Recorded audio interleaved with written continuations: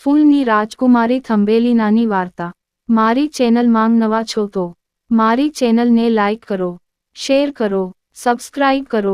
ધન્યવાદ. થોડા સમય પહેલા શહેરમાં એક મહિલા એકલી રહેતી હતી. તેનું પોતાનું કોઈ નહોતું. આ વાતથી તે ખૂબ જ દુઃખી હતી. એક દિવસ તે તેના પરી મિત્રને મળવા ગયો અને તેને કહ્યું કે તેને દીકરી જોઈએ છે. તેની વાત સાંભળીને પરીએ તેને એક બીજ આપ્યું અને કહ્યું કે તે આ બીજ તેના ઘરમાં એક વાસણમાં વાવવા જોઈએ. પરી પાસેથી બીજ લીધા પછી મહિલા ઘરે પહોંચી અને તેણીની સૂચના મુજબ તેના ઘરમાં એક વાસણમાં બીજ રોપ્યા. બીજે દિવસે જ્યારે તે ઘડા પાસે ગઈ ત્યારે તેને જોયું કે તેમાં એક સુંદર ફૂલ ખીલેલું હતું. તે એક જાદુઈ ફૂલ હતું, જેનું નામ ટ્યુલિપ હતું. તેની પાંખડીઓ માત્ર અડધી ખુલી હતી. જ્યારે સ્ત્રીએ ફૂલને ચુંબન કર્યું, ત્યારે તેની પાંખડીઓ સંપૂર્ણ રીતે ખીલી ગઈ.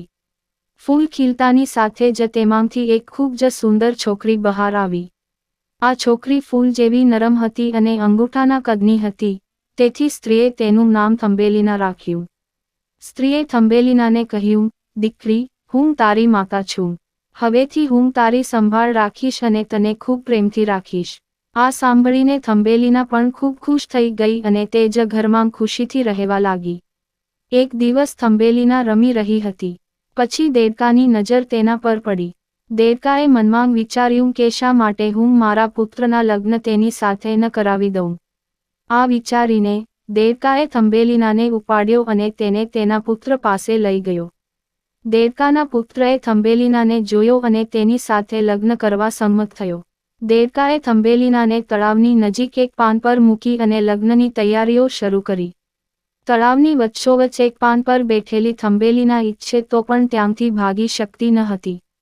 અંતે તે રડવા લાગી. ત્યારે જ એક પતંગિયાએ થંબેલીનાને જોયો.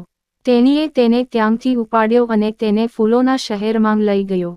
અહીં તિતલીએ થંબેલીનાને પોતાની સાથે રાખી અને તેના ખાવા પીવાની વ્યવસ્થા કરવા લાગી. ત્યારે જ એક ક્રિકેટે થંબેલીનાને જોઈ.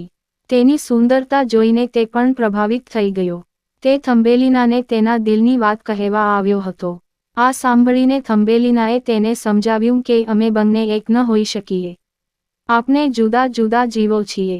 આના પર ઝીંગુરના મિત્રોએ પણ કહ્યું, દોસ્ત, આ થોડું વિચિત્ર છે. આ છોકરી આપણા જેવી નથી. ઝીંગુર આ સમજી ગયો અને થંબેલીના છોડી ગયો.